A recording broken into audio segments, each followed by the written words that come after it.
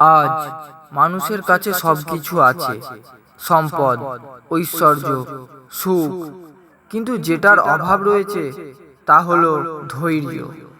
সংসার রূপী সাগরে একজন মানুষ এতটাই দূরে রয়েছে যে প্রত্যেকটা মুহূর্তে সে নিজের ধৈর্য হারিয়ে ফেলছে।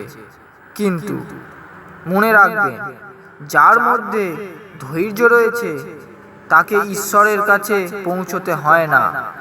ধৈর্য স্বয়ং ঈশ্বরকে তার দরজায় নিয়ে আসে, স্বয়ং শিবকে আপনার দরজায় নিয়ে আসবে। ও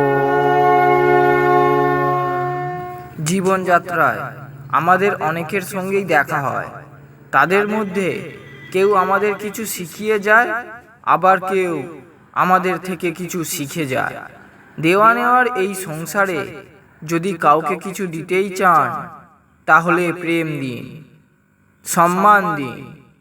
কারণ শারীরিক খিদে ভোজন দ্বারা অবশ্যই নির্মিত হয়, কিন্তু মনের খিদে তা কেবল প্রেম আর সম্মান দ্বারাই নির্মিত হয়।